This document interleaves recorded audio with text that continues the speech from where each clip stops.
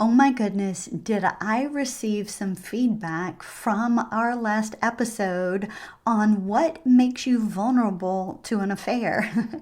I heard from quite a few of you thanking me for actually doing this little series. It's opening up your eyes to your own personal vulnerability. It's helping you to understand the vulnerability within the marital relationship.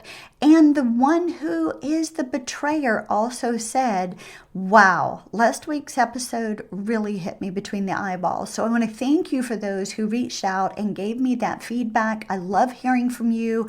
It just really, really lets me know that the content that's being brought on Beauty Beyond Betrayal is exactly what you are needing right now. And so today we're diving into part 2. And today we're looking at individually what makes you vulnerable to an affair. Last week we looked socially. Well, this week we're going to look at individually. So stay tuned. Hey beautiful, it's my birthday month and we are celebrating for the entire month of February. How, you ask? We are getting ready to launch a brand new membership program just for you. So I have a few questions for you. Are you ready to heal from the devastation of his affair once and for all? Are you ready to leave behind the intrusive thoughts, get control of the triggers once and for all? Learn how to set those healthy boundaries, rebuild trust in yourself and others, and finally rise up as that confident woman that God has created you to be. And at the end of the day, leave all of the pain behind once and for all. Well, beautiful, if that's you, this membership is exactly what you've been looking for. This is going to only open twice a year. So we are opening the doors, swinging them wide open March the 11th, and we won't open again for quite a while, probably the end of summer. So you have the chance to get in on the wait list right now. And you're asking, how much is this going to cost? It's $37 a month. Yes, you heard me right, beautiful. We are celebrating my birthday and we are celebrating it right. So what do you get in this program? Well, first off, you get access to a private Facebook community where you can build your sisterhood for those of you who are looking to connect with community and heal with other women who are like-minded, going through the same thing that you are. You're also going to be given a proven roadmap to recovery. You're going to have weekly video sessions that are pre-recorded so you can go through them at a self-pace. You're going to have a brand new workbook that I just finished designing just for you, downloadable PDFs, support and accountability. You're going to also have a weekly Q&A live with me. Yes, it's going to be a coffee chat with Lisa once a week where you get to submit your questions and have them answered live weekly. You're also going to get a couple of bonuses. You're going to have access to my Devastated to Determined mini course to get you started and how to thrive through the holidays and not just survive after betrayal. You're going to get that workshop as well. All of this for $37 a month. So beautiful, don't wait. Go below in the show notes, click on my website. You can go to lisalimehouse.com, click the Work With Me tab and go to the group membership program, get on the wait list, or I made it really easy. Below in the show notes, you'll see a little link that says membership. Click on there and get on the wait list. You want to do that now because I have some freebies coming and you'll get early access to this. Now, we open the doors March the 11th, so you don't want to delay. Get on the wait list so you can find out all the goodies and we can start journeying together to your recovery and see you healed once and for all from the devastation of his betrayal. Can't wait to see you on the inside. Welcome back to the show, beautiful. I am so excited about the upcoming group membership program Beyond the Betrayal that's launching March the 11th. Make sure to get on that wait list. This is a brand new membership program, and I really can't wait to meet you on the inside, where we are going to dive deep weekly through teachings and homework and accountability. You're going to build a community with the sisterhood there, and you get a weekly coffee Q&A with me where you get to submit your questions and they get to be answered. So March the 11th, the doors are swinging wide open.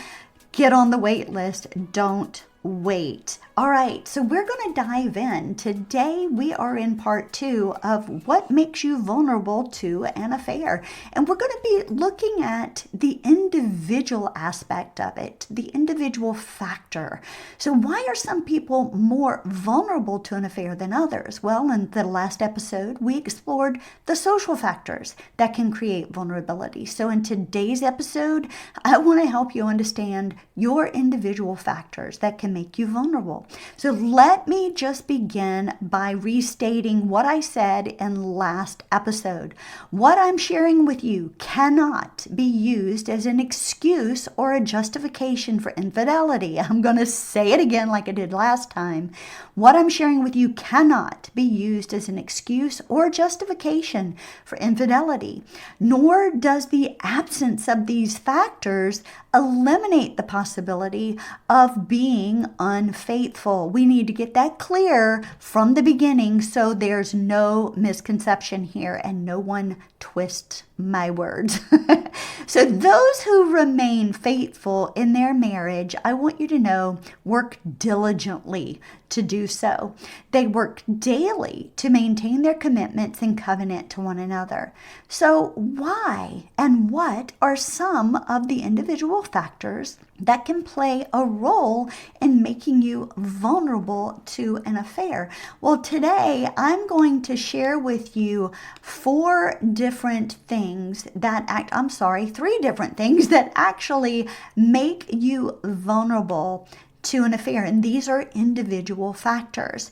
So the first one is what you actually believe. You see, your beliefs play a major role in whether or not you will be vulnerable to an affair. What you believe about marriage, flirting, honesty, transparency, infidelity, boundaries, being alone with the opposite sex. All of these beliefs actually matter. What you believe about these can cause you to be unfaithful or actually remain true to your vows. Now, do you believe that marriage is supposed to meet your needs? Think about that for a minute. Take a moment, and I'm going to read it again. Do you actually believe that your marriage is supposed to meet all of your needs? Well, if so, when your needs are not being met, this can actually set you up to become vulnerable to infidelity. Now, I know that we go into marriage thinking, marriage is going to meet all my needs, it's going to make me happy, and I'm going to live happily ever after. Well, beautiful, that's the Hollywood version, okay? Let's just be true. Let's be raw and real here. Marriage is not going to meet all of your needs. And if that's your underlying belief system, then you're probably vulnerable to infidelity. You may be faithful to your marriage as long as your needs are being met, as long as you're happy, but when they aren't being met, when you become unhappy in the relationship, you are now susceptible to the allure of something or someone that grabs your attention, something or someone that makes you feel good.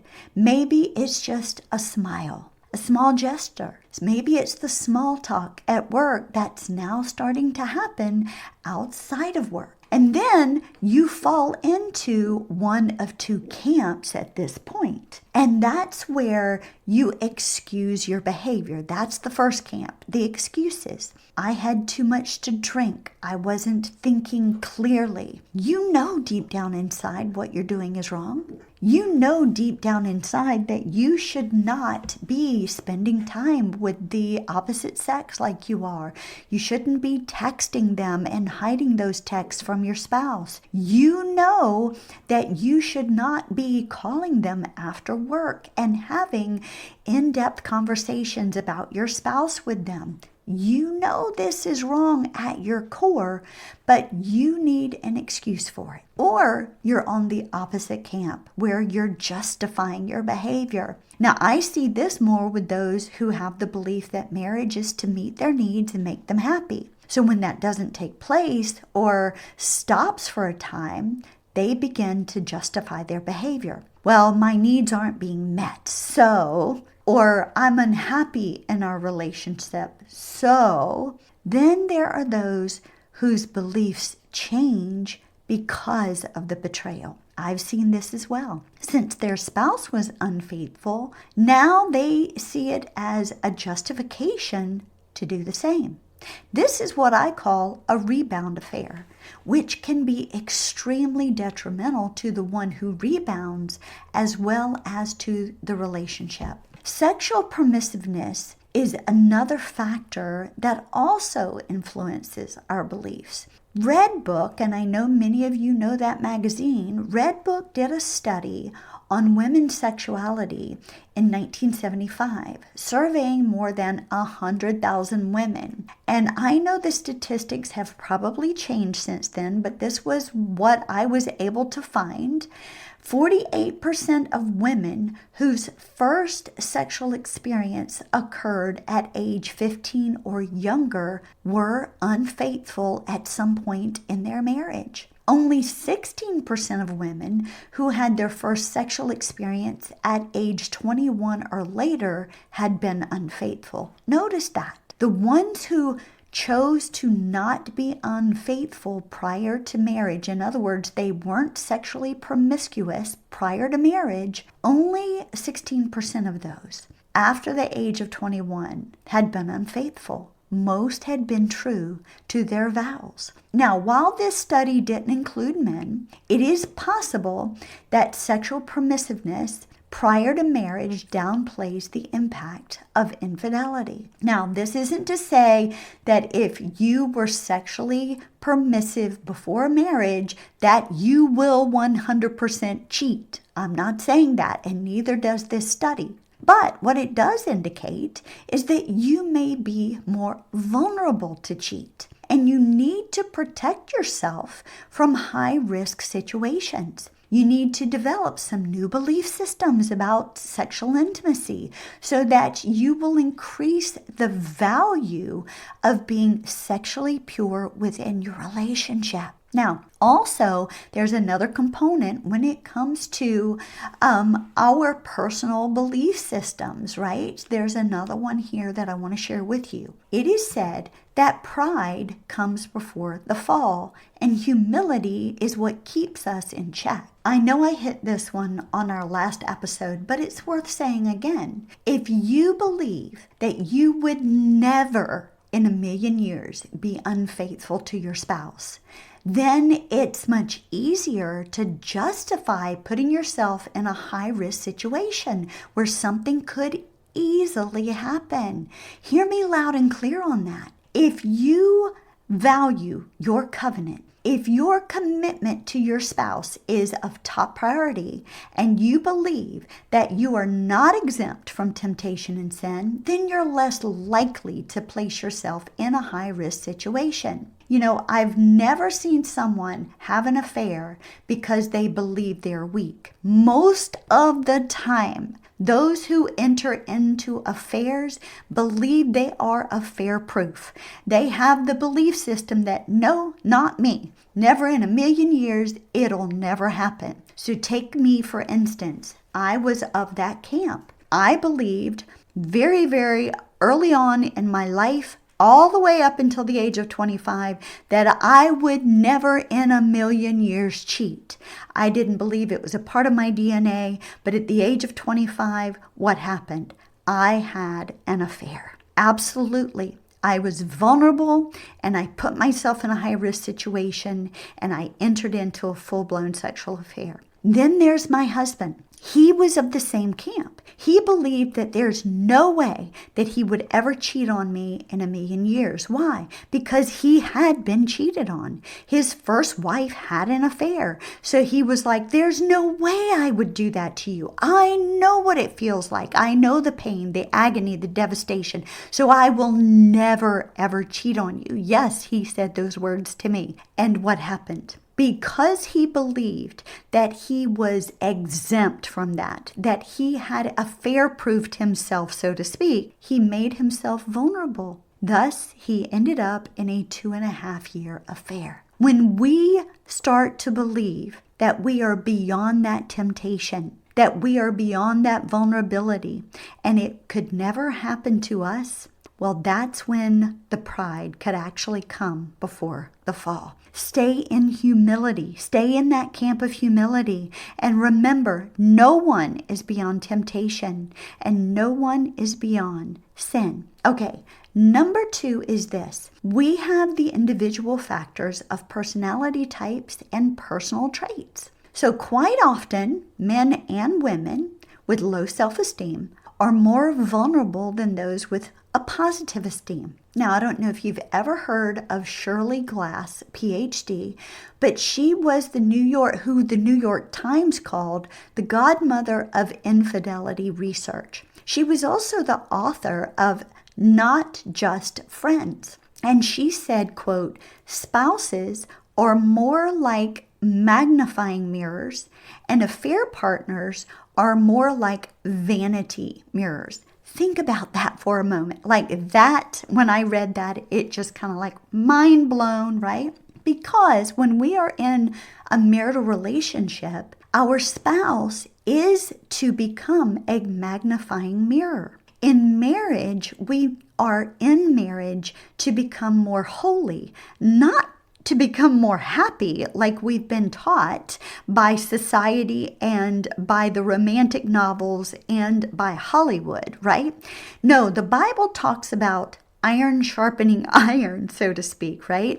When we look at one another, we reflect back to one another the real authentic self, and it can often magnify the things in our lives that are not godly, that need to be refined by fire, that need to be worked on, that need to be basically taken away from our life because they're not what God would want in our life. So our spouse can actually expose those things and magnify them, which can be painful at times. But when we enter into an affair, the person we are in the affair with, they are more like a vanity mirror, so to speak. We look at them and they actually bring about an ego boost. They make our self-esteem magnify.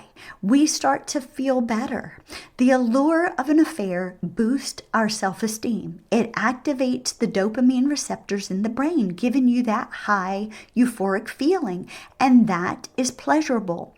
When dealing with low self-esteem, which feels bad, well, you naturally will gravitate towards something that feels better because you don't want to stay in that feeling that feels low or feels bad.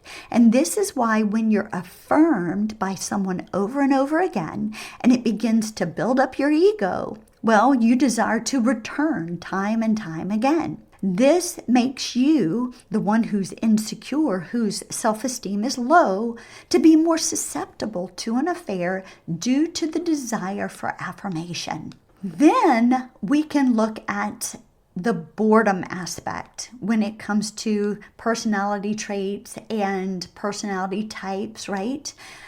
This can also make you vulnerable. This is when life starts to feel dull. It's common. Life is just humdrum. And when we start to just move through marriage and it's the day in, day out of taking care of the kids, going to work, coming home, the same-o, well, it can make us vulnerable to someone who, quote, lights up your world, so to speak. Now, boredom isn't created by life's circumstances. Let me say that again. Boredom isn't created by life's circumstances. Boredom results from our lack of motivation. It's the lack of motivation that creates boredom. Now, as a kid, I can remember always, going to my parents saying, I'm so bored. I'm so bored. How many of you did that? I know you did. How many of your kids actually do that? Or you hear your grandkids do that? Because I still hear my grandkids go, I'm so bored. Well, my parents would always look at me and say, then get up and do something. In other words, they were telling me, motivate yourself. Like, let the motivation come from within. And that's actually where motivation comes from. It comes from within. So hear me loud and clear on this. Your spouse can't motivate you to not be bored, okay? They can't. They can inspire you in life, but they can't motivate you. Motivation is self-driven. It comes from within yourself. Now, there's another personality trait that we need to kind of look at. So are you someone who craves the thrill? Do you crave excitement? Do you get high on adrenaline? Then you may just be one who is vulnerable. If you're someone who craves excitement, then you could be at risk. The pursuit of excitement can actually lead to infidelity as you pursue the next rush. For you, being on guard against emotional numbness is going to be crucial. When you feel yourself becoming numb emotionally, you begin to crave the high level of passion to feel something. I see this with clients who battle what's called limerence.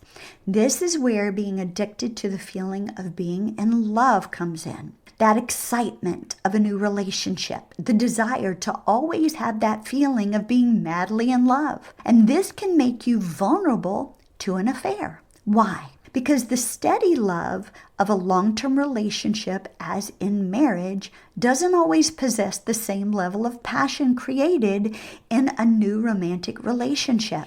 That desire to feel alive can actually create vulnerability, and you need to be very aware of this. This also leads me into the addictive personalities that are also more vulnerable. That's where you're not content with living life day in and day out as life kind of gives it to you, right? Instead, you're living for the next high that you can get a hold of. You're always seeking to feel better, to have that high feeling in your life. And falling in love is one of the most powerful highs that we can have in our life. A desire to escape leaves the addict vulnerable as they search for their next high. And then there's that thrill of the pursuit, where you are always wanting to pursue that person. There's a thrill. There's that high that kicks in from it. Now, in marriage, we are tied together by that marital knot, so to speak, right? Tying the knot, right? We are bound together by that knot. And the desire of the pursuit can wax and wane. And maybe it doesn't even exist anymore. Now we only see our differences. Now we start to nitpick the little things that used to excite us about our mate. And we wonder why we can't get close to each other again. Well, the ensuing dissatisfaction can make one vulnerable to someone they believe is more like them. So now that person at work that is actually sharing their woes about their marital mishaps or their highs in life, you're finding things in common. You find that it's easier to talk to them. And now it's easier to find the little things about your spouse more annoying. So now you find this other person more pleasurable, so you actually get thrilled to pursue them. And the thrill of the pursuit of someone again actually produces a high for you. So it can become actually addictive in your life and make you vulnerable because you're actually pursuing someone outside of the confines of a biblical relationship. All right, let's look at number 3. Number 3 revolves around personal baggage. You know, we all carry personal baggage, which can make us vulnerable. Now, personal baggage can be past childhood abuse. It can be generational infidelity. I hit on that in the last episode, which, by the way, is linked below in the show notes. And if you've not listened to it, make sure to go take a listen. There's also the attachment or inability to attach emotionally to your spouse. And then there's intimacy, that willingness to be authentic or to be the real you emotionally and physically with your spouse. Then also there's narcissism, the death of a family member, maybe a parent that you didn't grieve properly or didn't grieve at all, or you're stuck in that grief process. And then life in general can cause a lot of baggage in our life when we are not emotionally healthy. We're not mentally healthy, right? We're not seeing to our mental and emotional needs. You know, I want you to know that these 3 things that I've just shared with you are individual factors that can make you vulnerable to an affair. But let me also touch on a couple of points as we end today's episode. It's impossible, please hear me loud and clear, it's impossible to affair-proof a marriage. Now, I know that goes against the majority teaching, but it's true. We are all susceptible to temptation and sin. That is the simple truth. With that said, it is absolutely possible and necessary to affair-proof yourself. How? Well, by recognizing that you're not exempt, that you can indeed be vulnerable to an affair. Knowing what makes you vulnerable, setting healthy boundaries, and putting in parameters to safeguard yourself and your relationship is key. Now, things like, let me give you a couple of examples. Maybe for you that means not being alone with the opposite sex, not getting into a vehicle with the opposite sex. Within our marriage, my husband's and my marriage, we don't contact the opposite sex or have a phone call or a text with the opposite sex without each other knowing about it.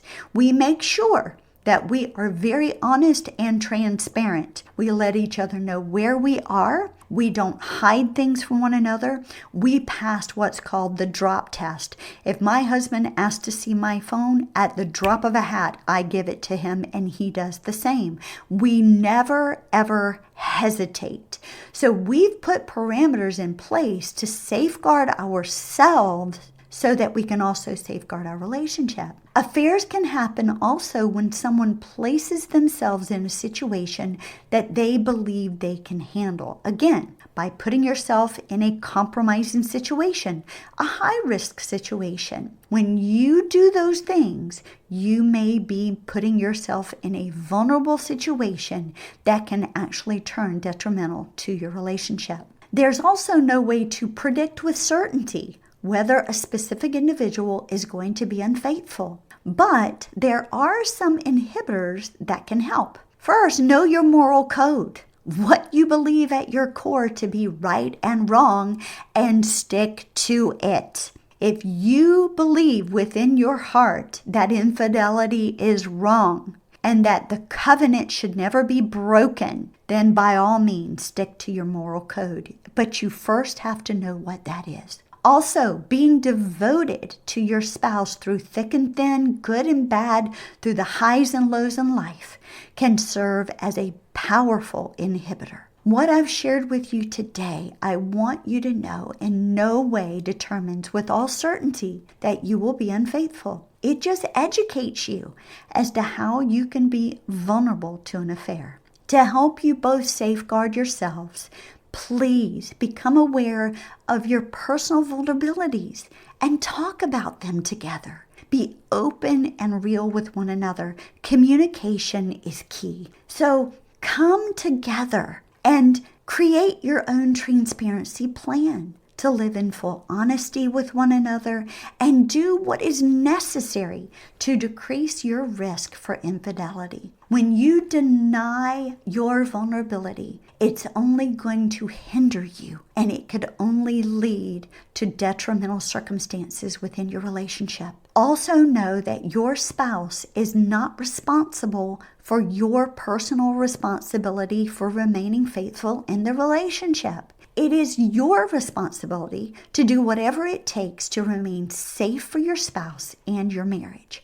Having open communication about this topic can help. So let me just say this. If you've already suffered infidelity in your relationship and you don't know where to begin your healing and restoring your marriage, please by all means go below in the show notes and grab your free consult with me today. My couples program can help you both move through the devastation and the pain as a couple while healing individually and together. You will heal from the betrayal, rediscover one another, and create a new marital relationship. And I would be honored to guide you through your recovery journey. So, beautiful, y'all, listen, both of you. Stay tuned for part 3. This is where we are continuing in this little mini-series of what makes you vulnerable to an affair. We're going to be exploring the marriage factor. Now, before you cut me off, I'm not saying that marriage can actually be an excuse or a justification for the affair.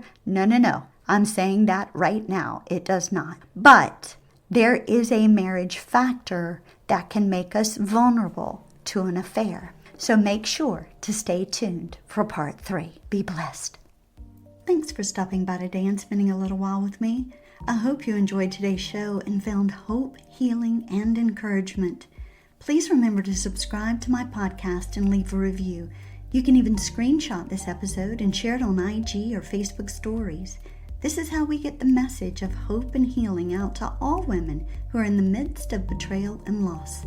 If you're ready to move out of the devastation of betrayal and take the next step in your healing, make sure to reach out to me and schedule your breakthrough coaching call today. Until next time, love God, live your life passionately, and always choose joy in the midst of any circumstance that you may face. Cheers to you, beautiful.